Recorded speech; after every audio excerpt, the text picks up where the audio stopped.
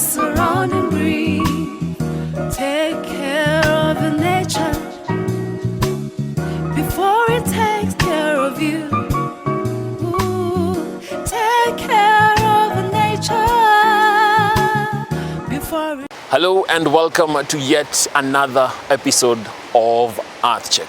Nature uninterrupted is something worth protecting. My name is Emmanuel Kutosi and I welcome you yet to another episode, an informative one on matters that we are seeing taking place that are moving towards safeguarding our environment, making it better, not only for us but also for generations that come after us. Get ready, get set for another informative episode. Stretching across an expansive piece of land near the Baricho Waterworks station, over 6,700 solar panels now stand ready to harness the coastal sun. The 4.3 megawatts of electricity they will generate marks a major shift from expansive grid power to a cheaper, renewable alternative. The Coast Waterworks Development Agency says the project is now at 90% completion and will be fully operational next week. 6,716 na zile solar farm, hii solar farm inafaa ikikamilika wiki ijayo, kwa sababu tuko karibu 90% complete. Some of the systems are already pumping using solar. Inafaa itoe 4.3 megawatts of power. For years, the agency has struggled with massive electricity bills from Kenya Power, leading to frequent disconnections and interrupted water supply for households.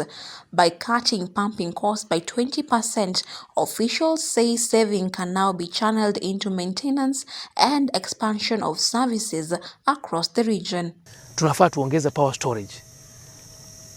Zile solar zikichukua power mchana, kwa sababu hapa kuna jua kali, inahitaji ile power ikizidi ambayo inatumika mchana iwe stored vizuri katika zile lithium batteries. I think that is the modern technology.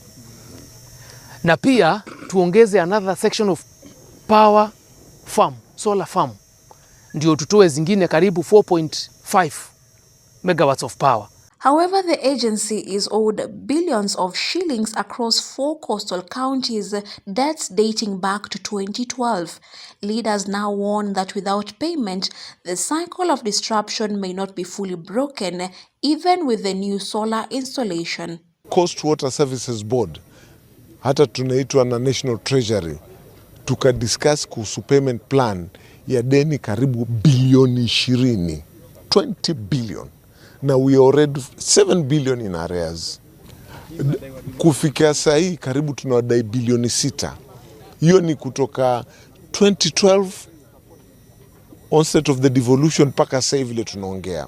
On ground, the deputy governor is rallying residents to play their part. She says that while solar projects address the power challenge, the bigger battle is ensuring that those connected with the pipeline pay for the water they consume.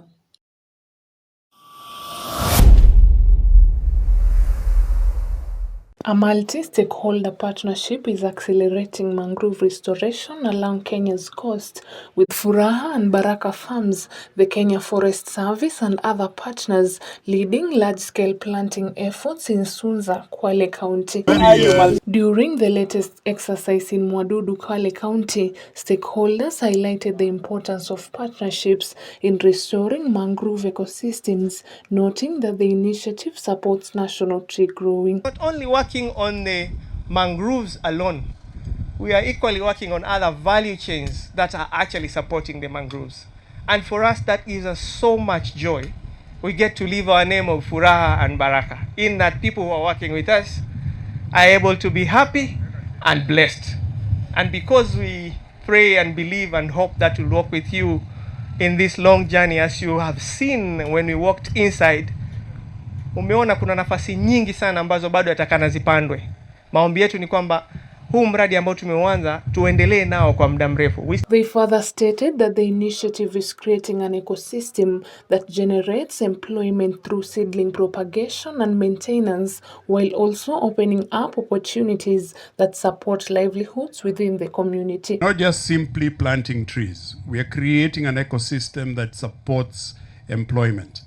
You are making money propagating those seedlings, you're making money planting those seedlings, taking care of those seedlings, but also making sure then that the other things that come along with it. Later on, the fisheries opportunity expands, there'll be transport alongside it. There's so many things that come along with it. Initiative is expanding economic opportunities tied to mangrove restoration, with residents benefiting from income-generating activities linked to environmental conservation and sustainable resource management. Additionally, stakeholders say the project also creates opportunities in ecotourism and fisheries, ensuring long-term environmental and economic benefits for coastal communities. Vitu vingi kwamba vinataka ni vifanywe kama mambo ya livelihoods improvements, ecotourism, na hiyo iko potential. Ecotourism is potential for this particular area kwa sababu kuna a special economic zone, kuna the Kenya Ports Authority, we have the SGR, so the Tsunza Peninsula and neighbors iko very virgin for ecotourism kind of thing. Na Mwamdudu, for me, if I'm to plan for ecotourism, ningesema the homestays ziwe katika Mwamdudu. As restoration efforts gain momentum, stakeholders remain optimistic that sustainable collaboration, community involvement, and investment in sustainable ventures like ecotourism will secure the long-term success of mangrove conservation while improving livelihoods along Kenya's coastline. Jacinta Hawere, KUTV. Which regulations was that? In a major push to curb plastic pollution, the Kenya Extended Producer Responsibility Organization convened waste pickers, more than 40 manufacturers, county officials, and environmental regulators in Mombasa to advance waste segregation, strengthen regulatory compliance, and boost recycling efforts. While speaking during the Stakeholder Engagement Forum in Mombasa, Elidi Wangeshi, Board Director of the Kenya Extended Producer Responsibility Organization, called for greater public participation in waste segregation. It is very critical that we are able to comply and push this and have that sensitization and awareness all the way from the households. The implementation of the Sustainable Waste Management Act and Extended Producer Responsibility Regulations has been hailed as a major step in strengthening post-consumer waste management. And last year, as of they passed the EPR regulations, what is the Extended Producer Responsibility, so that the producers and the manufacturers are responsible for the waste that they generate. And now this education now reaches everybody in the supply chain, in the value chain, for everybody to understand their part and to be responsible to manage waste. The Mombasa County Government is partnering with the Kenya Extended Producer Responsibility Organization to formalize the waste picking sector through licensing of training aimed at improving waste collection, recycling efficiency, and environmental sustainability. What we are trying to do is to enrich the masses that, you see, waste of plastic needs to be properly disposed of, not thrown wherever we feel like, because in most cases this plastic ends up in the ocean, and what happens is it pollutes the fish and we eat the fish. So basically what we are doing is we are eating the plastic. The initiative is expected to strengthen Kenya's transition to a circular economy by improving waste management, boosting recycling, reducing plastic pollution, and advancing a cleaner, greener, and more sustainable future. Yvonne Kemuma, KUTV.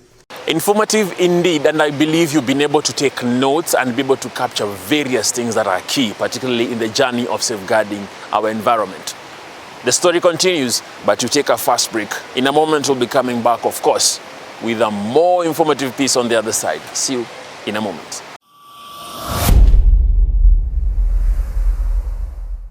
Welcome back to Earthcheck. Of course, it's at this juncture that I invite you to also chime in the conversation through our social media handles at KUTV_Kenya. And of course, you can reach out to me at _Emmanuel Kutosi. It is very key for this conversation to continue, and you are a very sentimental part of it. We continue in our second bit of Earthcheck. It's known as Kenya's most important water tower. The Mau Forest Complex is not just a collection of trees. It's the nation's lifeblood. Covering approximately 400,000 hectares, it's the largest indigenous mountain forest in East Africa. It feeds 12 major rivers and 5 lakes, sustaining millions of lives and supporting ecosystems as far-reaching as Lake Natron in Tanzania and the River Nile.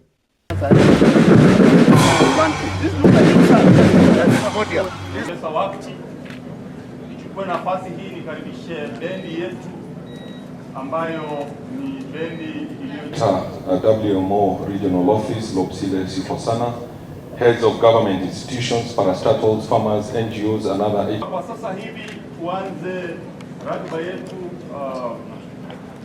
kamili. The carpet that you are seeing, the red carpet, is made from cassava. We need to...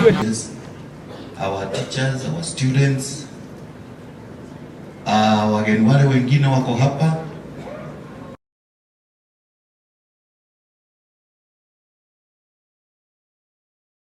Lakini hata hivyo natumai kwamba mtanisikiliza kwa wale walio hapa karibu. Kwa sasa hivi the work of NEMA is for environmental impact assessment to ensure that no legal structures are on the riparian land. And PS, take note of that to ensure that we are not having any concerns in that. I will be conducting routine assessments of the riparian lands to ensure that action is being taken. While WRA regulates the use of water resource permits for activities around the water. But what about the county government? To restrain, to relocate and resettle communities. So also take action as county governments to ensure we are not having people along the riparian. That people are having safe homes, we are having safe rivers, and we are moving settlements from the flood-prone areas. Yet for decades, this critical ecosystem faced a slow death. Illegal logging, charcoal burning, and encroachment stripped the land bare. Rivers dried up, rainfall patterns became erratic, and biodiversity dwindled. But today, the story of the Mau is being rewritten. Forests are not simply collections of trees. They are living cathedrals of God's creation, silent providers that ask for nothing yet give us everything. They bring rain to our farms, protect our rivers, purify the air we breathe, nourish our crops, and sustain millions of livelihoods. Conservation is not ultimately about trees. It is about the future our children will inherit. The Mau Forest itself stands as a powerful reminder of what is possible when a nation chooses restoration over destruction. Its protection required vision, courage, and difficult decisions. We acknowledge leaders who have continuously championed its restoration because they understood that protecting our forests was never simply about trees. It was about securing Kenya's future. When forests disappear, it is often women and children who pay the highest price. This is why environmental degradation is not measured only in hectares lost. It is measured in opportunities lost, in time lost, in income lost. When God created the earth, He entrusted it to our care. He placed humanity in the garden not to exploit it, but to cultivate it, protect it, and pass it on to future generations. Stewardship, therefore, is not simply an environmental obligation. It is part of our calling. But there is good news. I'm proud to walk this journey alongside millions of Kenyans by championing the growing of 500 million trees and supporting the restoration of key ecosystems, including adoption of Shikusa block in Kakamega Forest. As the late Wangare Maathai reminded us, it's the little things citizens do. That's what will make the difference. My little thing is planting trees. Those words remind us that environmental restoration does not begin with governments alone. It begins with ordinary citizens making extraordinary choices every day. Ladies and gentlemen, over the years, I have learned that anything placed in the hands of a woman grows. Give a woman an opportunity, and she creates possibility. Give a woman knowledge, and she transforms a generation. Give a woman a seedling, and she restores an entire landscape. This is why I'm delighted that the Mau Forest Complex Integrated Conservation and Livelihood Improvement Program has intentionally placed women at the center of restoration. Through the First Lady's Mazingira Awards, we have learned that children are not too young to lead. In fact, some of the most passionate environmental champions I have met are children. When a child plants a tree, they are planting a belief that they can make a difference. The Mau Forest restoration is more than an environmental project. It is a blueprint for what can be achieved when a nation unites behind a shared purpose. It's about the rivers that feed the lakes, the rain that nourishes the farms, and the inheritance we leave for the children. Leo ni leo. Leo ni siku yetu ya kupanda miti, tuhakikisha ya kwamba Kenya iwe na miti ya kutosha. Itakuwa kama ni chakula, itakuwa kama ni miti ya ina mbalimbali. Na kwa hivyo mimi nashukuru kwa sababu uko hapa. Naomba tu Mungu awasaidie tupande miti ya mlima yote mpaka kule. Asanteni sana, Mungu awabariki. Mwisho watoto kwa hiyo kazi. Tumeona kazi ile ambayo watoto wanafanya. Ukifundisha mtoto kitu akiwa mdogo, akiwa mzee hawezi sahau. Ukifundisha yeye kujitegemea, anajua nini? Kutafuta. Usipomfundisha mapema, anakaa akifikiria kuna mtu ataleta. So nashukuru sana kwa sababu katika hiyo program ambayo mko naye, mmejumuisha watoto, mmejumuisha wamama. Nimeona wamepatiwa 4,620 trees, na nashukuru sana. Wale ile farmers ambao wameweka katika hiyo mradi. Kwa hivyo we are going to be millionaires. Na kwa hivyo mkianza kuona wamama waking'ara, mnajua ni ile kazi wamefanya. Na mimi kama waziri wa gender nitakuwa hapo, na tukiwa na mama Rachel tukisema haya, mkitoa huko leteni hapa tugawanye kwa mesa, tuweke kwa ngaf, tuweke kwa wef, tuweke kwa bank, na tung'are, tuvae vizuri, watu wajue Kenya si mchezo. From the Marinda station to the banks of the Sabaki, from the boardrooms of Nairobi to the farms of Kuresoi, a movement is growing. It is a movement to protect the living cathedrals of Kenya, because protecting the forest is about securing Kenya's future. This is Earthcheck.